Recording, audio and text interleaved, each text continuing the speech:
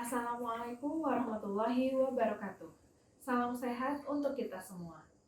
Perkenalkan, saya Olivia Barcelona Nasution. Saya merupakan salah satu dosen di STIE YKPN Yogyakarta dari program studi manajemen. Konsentrasi keilmuan saya adalah manajemen pemasaran. Saya akan menjelaskan salah satu mata kuliah yang saya ampu, yaitu mata kuliah manajemen pemasaran. Mata kuliah ini didapatkan oleh mahasiswa pada semester ganjil dengan bobot 3 SKS. Mata kuliah ini dirancang untuk memberikan gambaran kepada mahasiswa tentang konsep umum dan mendasar dari manajemen pemasaran. Dan juga bagaimana perusahaan berupaya untuk mencapai tujuan pemasaran dengan menentukan segmen pasar mana yang harus mereka layani dan kemudian melayani pasar sasaran yang telah dipilih dengan menggunakan sumber daya yang memadai agar terciptanya kepuasan pelanggan. Karena kepuasan pelanggan merupakan faktor kunci kesuksesan perusahaan. Sehingga melalui mata kuliah ini, mahasiswa diharapkan memahami cara mencapai kepuasan pelanggan dengan merumuskan bauran pemasaran atau yang dikenal dengan marketing mix yang terdiri dari 4P, yaitu product, price, place, and promotion. Melalui mata kuliah ini, mahasiswa diberikan gambaran mengenai hal-hal yang dilakukan oleh manajer pemasaran, yaitu yang pertama, analisis pasar untuk mengetahui ancaman dan juga kesempatan yang ada di dalam lingkungan, serta kekuatan dan kelemahan perusahaan untuk menghadapi ancaman tersebut. Yang kedua, perencanaan pemasaran. Yang ketiga, implementasi perencanaan. Dan yang terakhir adalah pengendalian pemasaran untuk menjamin bahwa perencanaan yang telah dilakukan memang teraplikasi. Kemampuan yang diharapkan pada mata kuliah ini adalah yang pertama, mahasiswa mampu memecahkan permasalahan manajemen pemasaran. Yang kedua, mahasiswa mampu menangkap wawasan pemasaran. Yang ketiga, mahasiswa mampu memahami hubungan dengan pelanggan. 4. Mahasiswa mampu menyusun strategi untuk membangun merek yang kuat. 5. Mahasiswa mampu mengemukakan proses penciptaan, penyampaian, dan pengkomunikasian value. Dan yang terakhir, mahasiswa mampu melaksanakan tanggung jawab sosial pemasaran untuk mendapatkan kesuksesan jangka panjang. Lalu, materi apa saja yang dipelajari oleh mahasiswa?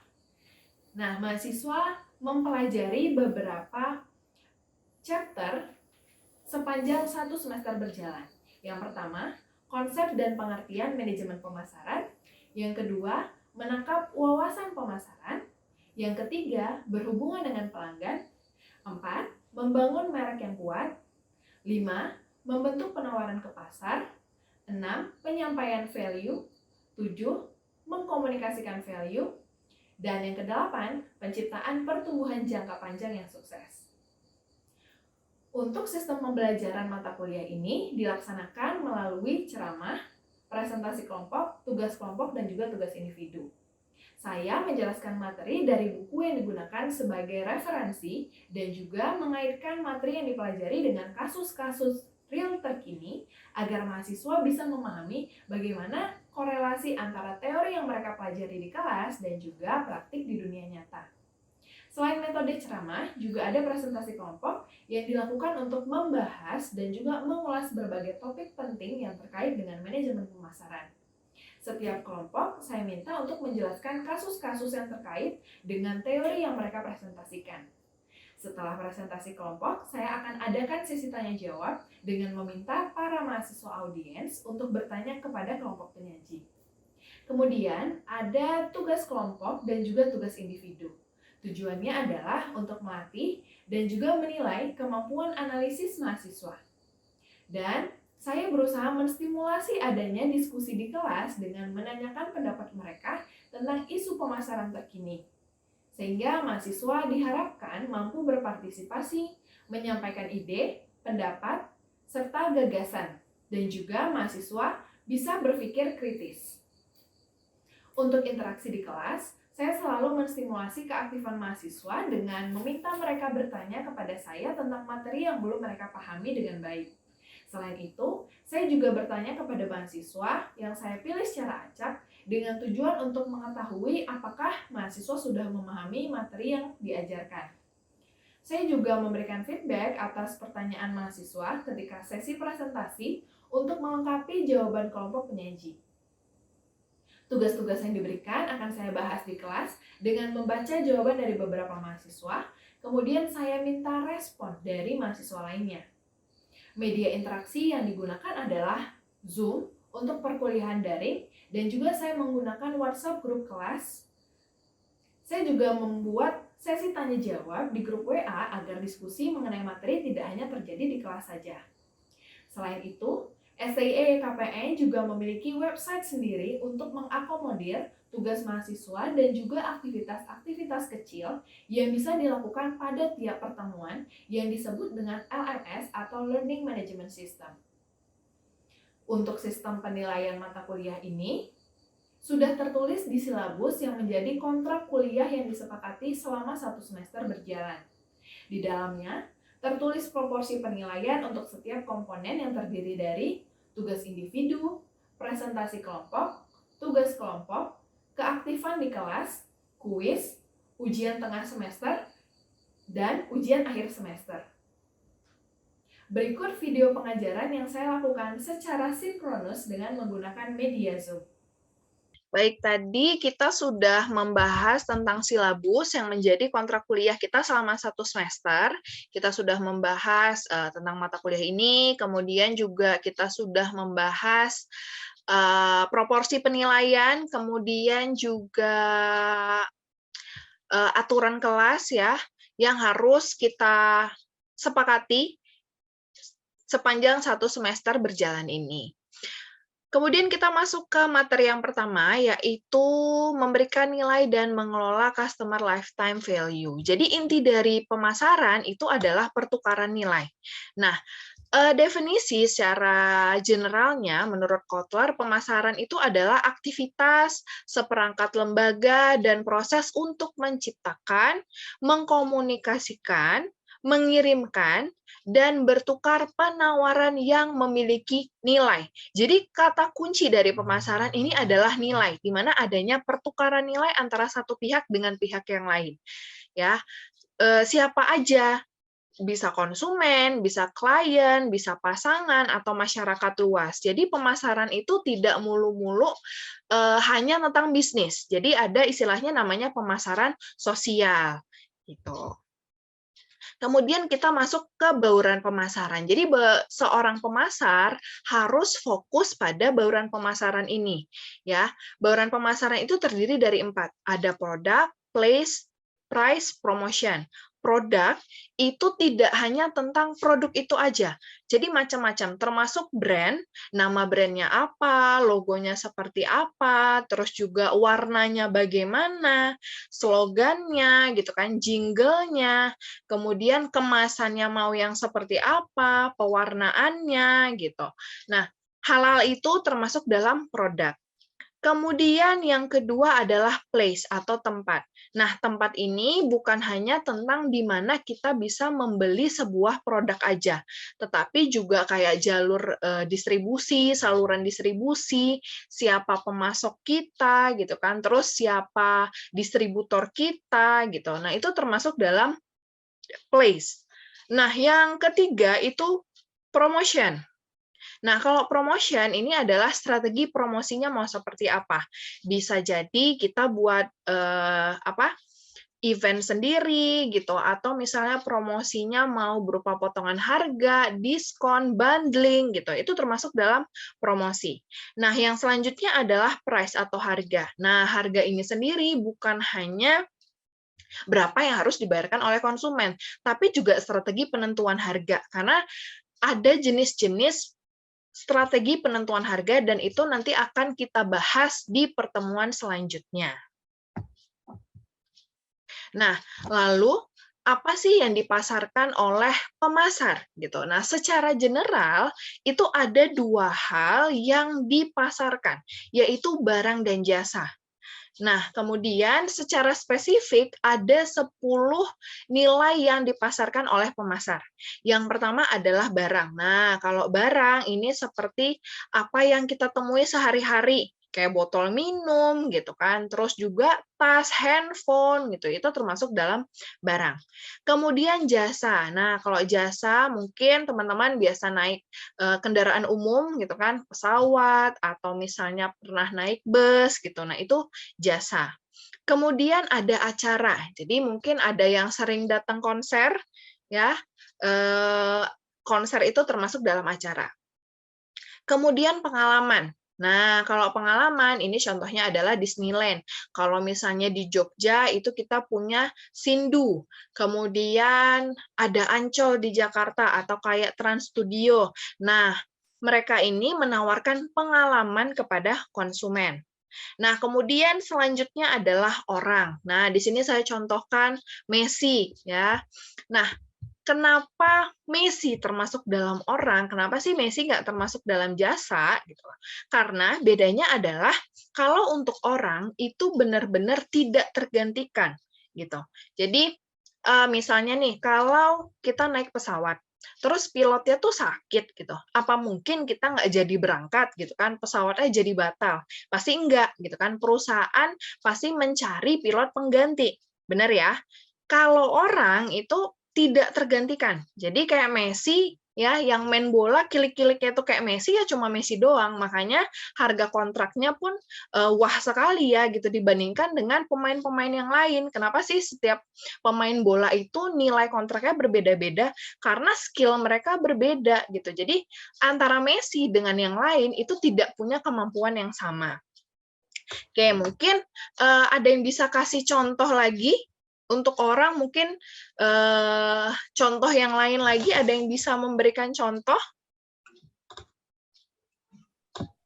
Saya boleh, Bu? Silakan, silakan Rizky. Mungkin kalau yang kayak orang itu Hotman Paris gitu bisa nggak, Bu ya? Karena dia kan kita tahu dia lawyer hebat gitu kan, terus ya, jam terbangnya tinggi, kemudian ya nilai kontraknya tinggi. Artinya ya yang orang kayak Hotman Paris tuh kayak cuman dia doang gitu, nggak ada yang lain. Gitu nggak sih?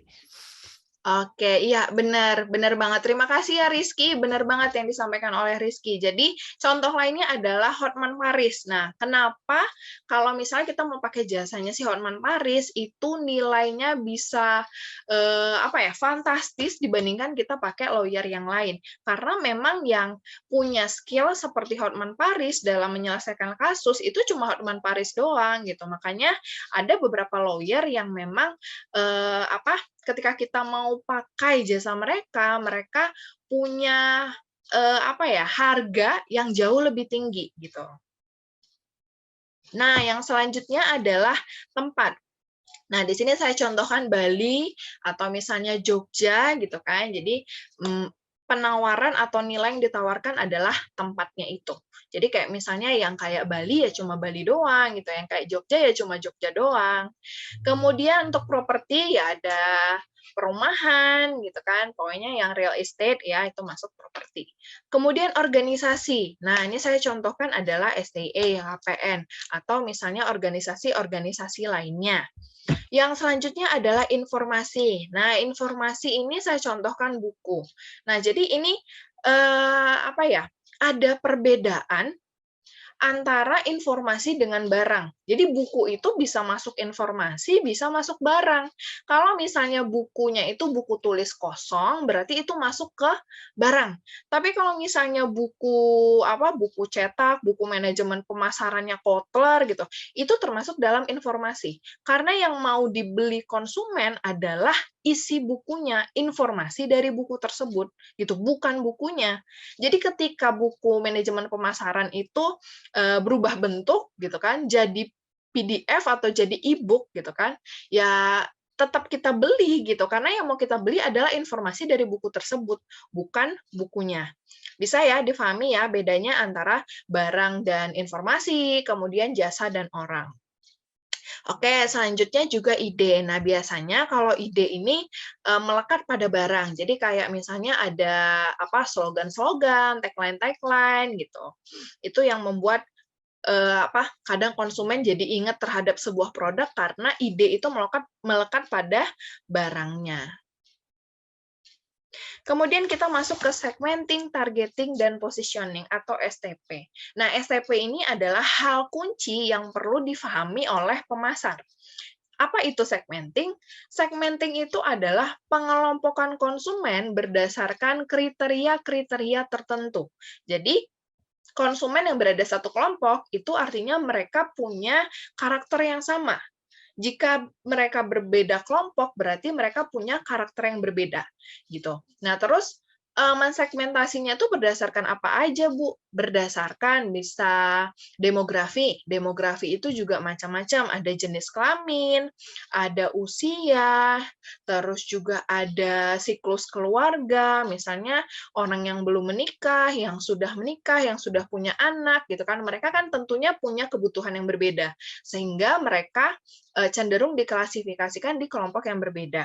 Gitu. Kemudian bisa juga dari segmentasi geografis, gitu kan, atau area tinggal, terus juga psikografi ya kayak gaya hidup, gitu, pengalaman. Nah itu bisa menjadi indikator untuk mengklasifikasikan. Nah, kemudian setelah kita klasifikasikan, sudah kita kelompok-kelompokkan, kemudian kita targeting atau kita pilih konsumen mana yang mau kita tuju, yang kita jadikan pangsa pasar kita. Gitu. Selanjutnya adalah positioning. Positioning ini adalah strategi yang dilakukan oleh perusahaan supaya konsumen ingat terus sama produk kita. Ya, macam-macam. Jadi misalnya nih, kayak Sariwangi gitu kan.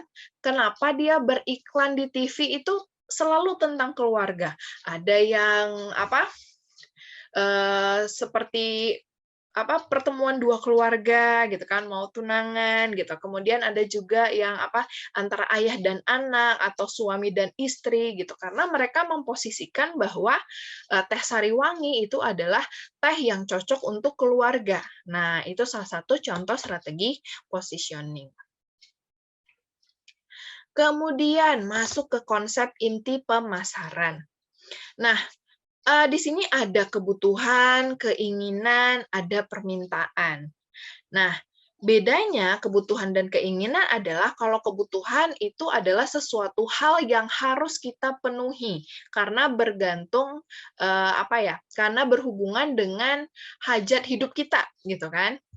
Kemudian bedanya dengan keinginan gimana? Keinginan itu adalah kebutuhan tetapi sudah mencatut atau terkait dengan sebuah produk spesifik atau sebuah merek spesifik. Nah, contohnya misalnya nih saya lapar gitu kan. Sebenarnya saya makan nasi pakai telur ceplok itu udah cukup gitu. Karena yang penting saya kenyang gitu. Nah, itu kebutuhan ya. Jadi kalau lapar berarti ya butuh makan gitu kan. Nasi sama telur ceplok aja udah cukup gitu. Tetapi saya inginnya itu Burger King gitu atau steak Holiko gitu. Nah, itu sudah masuk ke keinginan. Jadi ketika kebutuhan sudah terkait dengan sebuah produk spesifik atau merek spesifik itu sudah masuk ke keinginan. Kemudian permintaan. Nah, kalau permintaan ini adalah keinginan didorong oleh daya beli. Jadi misalnya saya butuh kendaraan gitu kan.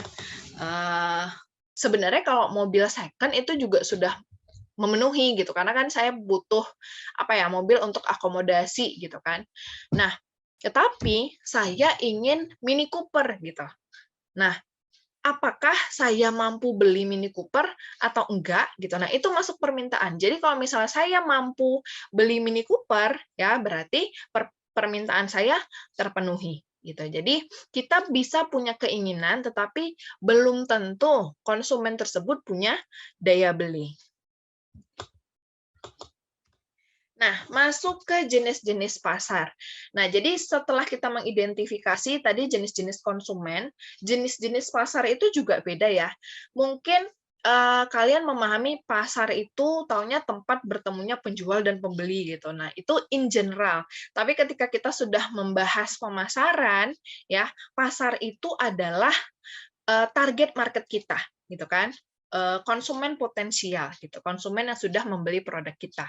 Nah, di sini pasar itu terbagi lagi. Jadi ada pasar konsumen, ada pasar bisnis, ada pasar global, dan ada pasar nirlaba dan pemerintah.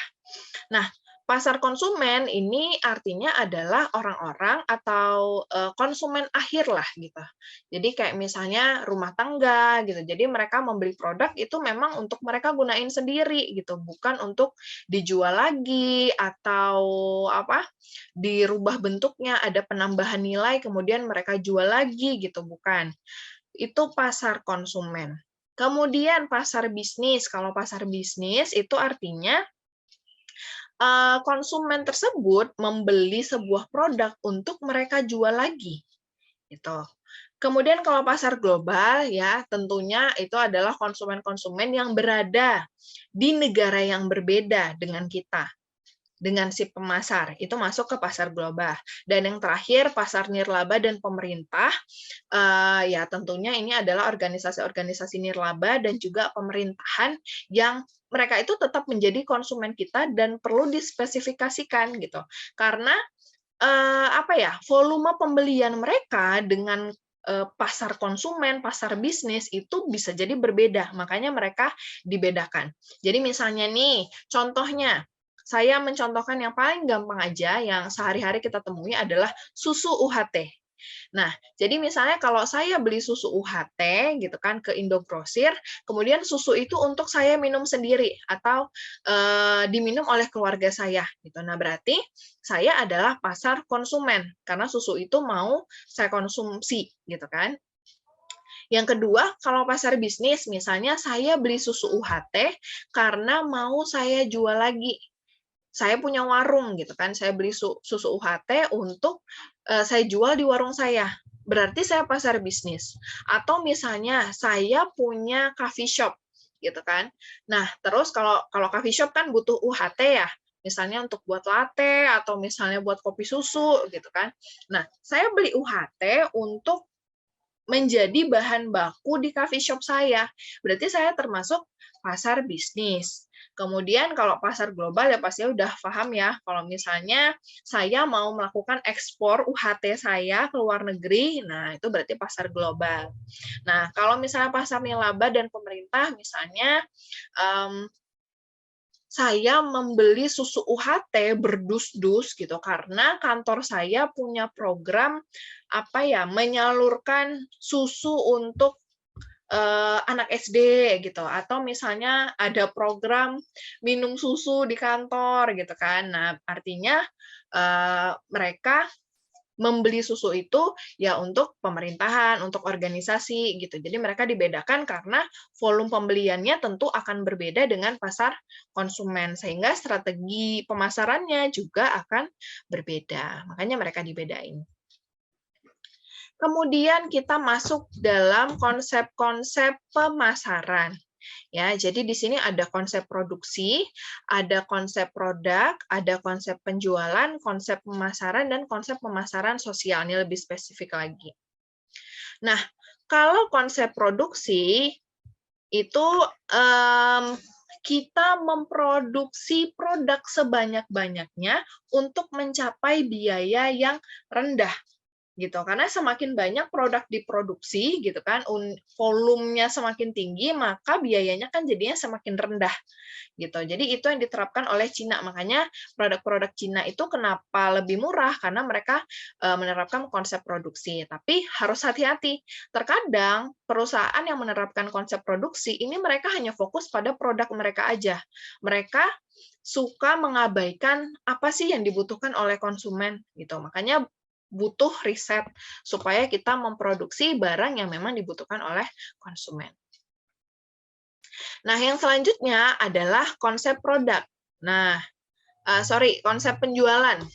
Nah, kalau konsep penjualan ini biasanya diterapkan oleh perusahaan di mana mereka punya produk itu tidak terfikirkan oleh konsumen, gitu. Jadi contohnya adalah kayak asuransi gitu kan, terus donor darah gitu. Nah itu adalah beberapa hal, beberapa produk yang jarang terfikirkan oleh konsumen, sehingga pendekatannya itu harus personal selling gitu, harus apa ya, penjualan face to face gitu. Supaya apa?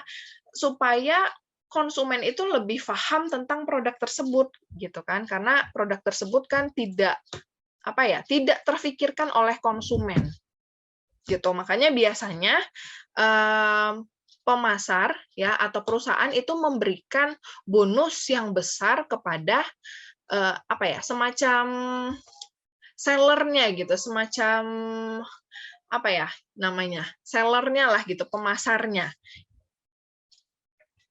Nah, yang selanjutnya konsep pemasaran. Nah, konsep pemasaran ini merupakan salah satu konsep yang terbaik yang